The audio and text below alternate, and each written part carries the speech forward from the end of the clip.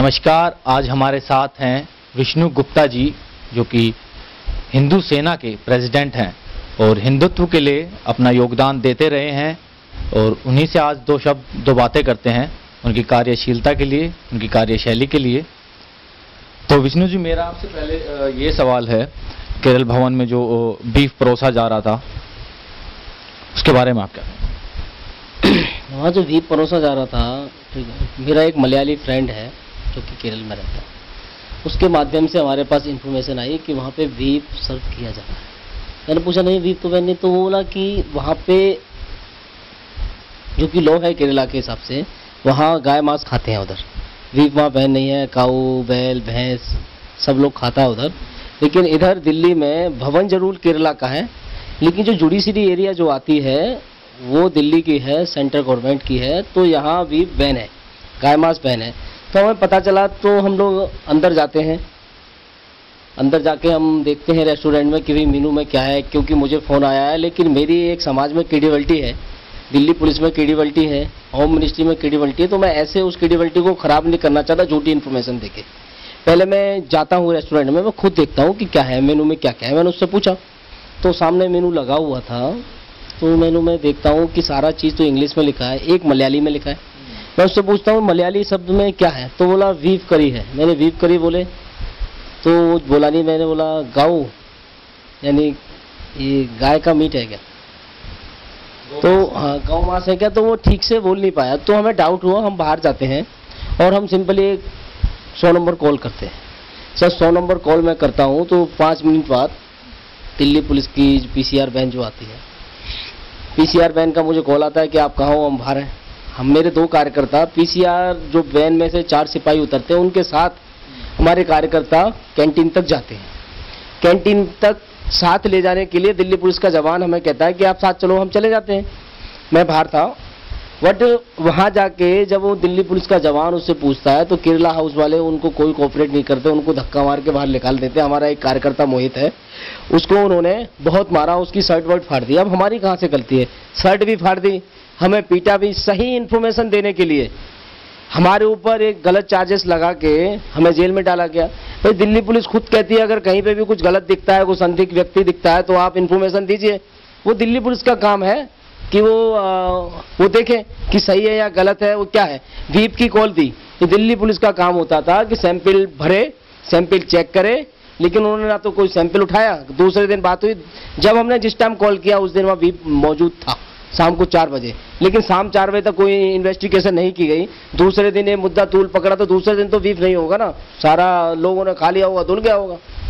ठीक है, तो मेरी कहाँ से गलती है, हिंदू सेना की कहाँ से गलती है कि हमने सिंपली इन्फॉर्मेशन दी। हमने एक अच्छे नागरिक होने के कारण हमने दिल्ली पुलिस को इन्फॉर्मेशन दी, हमने सपोर्ट किया। लेकिन हमारे साथ ये जो 7 इक्यावन लगा के मैं 6 दिन जेल में रखा, ये बहुत गलत है। जो आजकल देश में हो रहा है, पद्म पुरस्कार लौटाए जा रहे हैं, बड़े बड़े लोग अपने पुरस्कार लौटा रहे हैं। शाहरुख खान ने भी ये बोला कि मैं अपना लौटाऊंगा अपना पुरस्कार, तो इसके बारे में आप क्या कहें? ऐसा है, ये क्यों लौटा रहे हैं पुरस्कार? ये पुरस्कार लौटाने के पीछे औचित्य कुछ नहीं है, ये तो सिर्फ एक देश में कंट्रोवर्सी पैदा करने की कोशिश कर रहे हैं। इन सब लोगों को हिंदुओं की भावना समझते हुए, भारतीय संस्कृति की भावना समझते हुए ये कहना चाहिए, समाज से अपील करनी चाहिए कि गाय का हम सम्मान करते हैं। गाय बहुसंख्यक समाज की ठीक आस्था का प्रतीक है, पूजनीय है, ठीक है, तो उसे हम सम्मान करते हुए हम सबसे अपील करते हैं कि गाय मांस नहीं खाया जाए।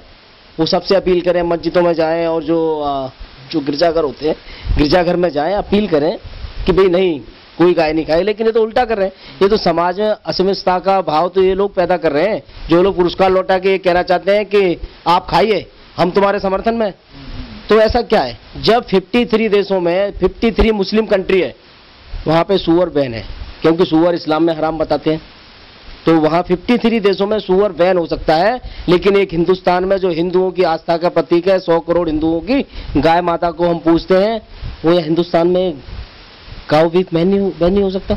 बैन सरकार को करना चाहिए और हम सरकार पे ऐसा दबाव बनाएंगे। हमने नरेंद्र मोदी को, भारतीय जनता पार्टी की सरकार को गौ हत्या पर बैन लगाने के लिए PM बनाया है, हमने राम मंदिर बनाने के लिए PM बनाया है, हमने धारा 370 हटाने के लिए PM बनाया है, हमने common civil code, uniform civil code लागू करने के लिए पीएम बनाया है। तो इन दिनों आप काफी चर्चा में हैं, तो आपका जो मार्ग है कार्यशैली का, ये अहिंसा को लेकर है या हिंसा को लेकर, इसके बारे में आप क्या कहेंगे? मैं आपसे कहना चाहता हूँ, अहिंसा क्या है? अहिंसा और हिंसा दोनों ही शब्द गीता से निकला है, श्रीमद् भगवत गीता से निकले हैं, क्योंकि महात्मा गांधी जी ने, मैं जब चैनल के माध्यम से समाज देखता है, मैं उनको सही बताऊंगा, मैं उनको गलत नहीं बोलूंगा, लेकिन उन्होंने बहुत गलत काम किए हैं और मैं उनके पक्ष में नहीं हूँ, क्योंकि महात्मा गांधी ने सिर्फ आधा श्लोक लिया है गीता में से, अहिंसा परमो धर्मो, लेकिन श्रीमद् भगवत गीता का जो पूरा श्लोक है, जो कि अर्जुन को भगवान श्री कृष्ण देते हैं, अहिंसा परमो धर्म, धर्म हिंसा तथा चे, उसमें साफ लिखा है अगर धर्म खतरे में है तो आपको धनुष उठाना पड़ेगा, धर्म पर अगर कोई संकट आता है आपको तलवार उठानी पड़ेगी, अगर धर्म पे कोई लांछन लगाने की कोशिश करता है, धर्म को बर्बाद करने की कोशिश करता है, तो हिंसा भी जायज है। जब श्रीमद् भागवत गीता हमें हमारे धर्म पर अटैक करने पर हमें तलवार देती है, तो हम अहिंसा और हिंसा, जो अहिंसा में विश्वास करता है उसे हम हाथ जोड़ के काम कराते हैं, लेकिन जो हिंसा में विश्वास करता है, जो पहला अटैक करता है, तो उसे हम उसका जवाब उसी के रूप में देते हैं, क्यों हम भगवत गीता के अनुसार हिंदू सेना चलाते हैं। अभी पिछले दिनों कुछ पश्चिम बंगाल में वीरभूमि जिले में दुर्गा पूजा पर प्रतिबंध लगा दिया, क्या हिंदुस्तान में ऐसा हो रहा है? इस चीज से सहमत हैं आप? हिंदुस्तान में बिल्कुल ऐसा नहीं होना चाहिए। ऐसा है, अगर ऐसी चीजें होंगी तो देश में असमंजसता का भाव पैदा होगा। सकरूड़ सब लोग ये बोल रहे हैं कि भाई असमंजस हो रहा है, मोदी सरकार क्या कर रही है। जब आप किसी की भावनाओं को दबाने की कोशिश करोगे, हम हमारे देश में स्वतंत्र रह के अपनी संस्कृति के साथ अपने भगवान की पूजा नहीं कर सकते। ये हिंदुस्तान है या पाकिस्तान है? क्या पश्चिम बंगाल पाकिस्तान हो चुका है? क्या उत्तर प्रदेश पाकिस्तान हो चुका है? हमें सोचने की आवश्यकता है। हम सब लोगों को, हिंदुओं को एकजुट होकर अपनी धार्मिक आज़ादी के लिए हमें लड़ना होगा और हमें संघर्ष करना होगा। हमें दबाव नहीं है, और हमें जो भी अगर धर्म को दबाने की कोशिश करेगा हम उसे छोड़ेंगे नहीं, बख्शेंगे नहीं। ममता को भी देखेंगे, ममता भी दिल्ली आती है। भारत को हिंदू राष्ट्र का दर्जा देकर ऐलान किया है आपने इस नाम का, तो इस चीज से आप क्या कहना चाहेंगे? हमने, भारत हिंदू राष्ट्र अभी नहीं है। जैसा कि मोहन भागवत जी ने बोला भारत हिंदू राष्ट्र है, मैं मोहन भागवत जी की बयान का निंदा करता हूं। उन्होंने बोला भारत हिंदू राष्ट्र है। भाई कहाँ है हिंदू राष्ट्र भारत? अगर भारत हिंदू राष्ट्र है तो आज 25% मुसलमान हो गए, 20% जो 70% आंकड़ा दिया है, 70% ही झूठा आंकड़ा है, 25% प्लस है मुसलमान। ठीक है, क्या वो हिंदुस्तान है? अगर सिंधु नदी के इस तरफ सारे रहने वाले सारे हिंदू राष्ट्र हैं, हिंदू हैं, तो ऐसा देखा जाए तो बांग्लादेश और पाकिस्तान भी हिंदू है। लेकिन मोहन भागवत जी के लिए आज 25% मुसलमान है। अगर 50% और 70% हो जाए वो तो तभी भी हिंदुस्तान बोलेंगे, हिंदू राष्ट्र है। ये हिंदू राष्ट्र अभी नहीं है, हमें हिंदू राष्ट्र बनाना है। कुछ लोगों का कहना है कि हिंदू सेना अपने काम को करने के लिए गुंडागर्दी का रुख भी अपना लेती है। कार्यकर्ता गुंडागर्दी करते हैं। इस कार्यकर्ता गुंडागर्दी कहाँ करते हैं? जब कार्यकर्ता फोन करते हैं, सही जानकारी देने की कोशिश करते हैं, उन्हें जेल में डाल दिया जाता है। जब गुंडागर्दी की बात नहीं है, हम तो गीता के अनुसार काम करेंगे। हम सोच रहे थे कि इस कानून में देखते हैं, कानून बनाया है, कानून का सम्मान करेंगे, लेकिन कानून अपना सम्मान कराने के लिए तैयार ही नहीं। इस देश में लोग हाथ जोड़ के सुनने वाले नहीं है। इस देश में डंडा की और जूते की भाषा पड़ती है, सुनाई देती है इन लोगों को। हम अहिंसा रूप से हमने फोन किया, अहिंसक रूप से फोन किया, हमें जेल में डाल दिया गया। हमने राशिद इंजीनियर का हिंसा के रूप से हमने उसका मुंह काला किया, हमारे कार्यकर्ता एक दिन में जमानत हो गई। तो हिंसा कराने के लिए खुद मजबूर कर रहे हैं। ऐसा नहीं होना चाहिए। इनको एक दूसरे की भावना समझनी चाहिए। हम गुंडे नहीं हैं, हम भारत की संस्कृति और धर्म को बचाने के लिए लड़ाई लड़ रहे हैं। अगर ऐसे देखा जाता तो भगवान श्री कृष्ण ने जो अर्जुन के लिए महाभारत में किया, तो उस टाइम तो वो गुंडे बताएंगे कि भैया अब वो मास्टरमाइंड था, श्री कृष्ण मास्टरमाइंड थे और अर्जुन बहुत बड़ा गुंडा था। तो ये गुंडा वाली बात नहीं। धर्म को बचाने वाले एक सोचने का नजरिया होता है, देखने का नजरिया होता है। धर्म जो कट्टर हिंदू है, जो हिंदू विचारधारा भारतीय संस्कृति से लगाव रखता है, वो हमें हीरो समझता है।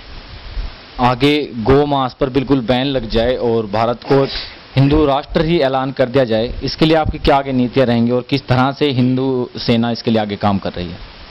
ऐसा भारत को हिंदू राष्ट्र तो चाहे भारतीय जनता पार्टी बनाएगी, ठीक है, बनाती है तो अच्छी बात है। अगर वो नहीं बनाती तो हम पूरी कोशिश करेंगे, दबाव बनाने की कोशिश करेंगे कि भारतीय जनता पार्टी हिंदू राष्ट्र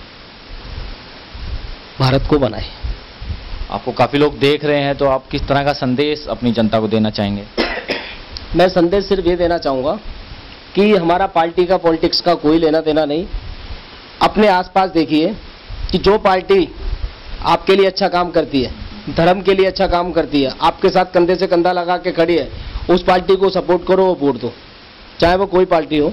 और आपको कभी भी कहीं भी कुछ करना है, ठीक है, धर्म के लिए एकजुटता से आप सब लोग एकजुट होकर काम करें, जैसा कि और समुदाय के लोग करते हैं।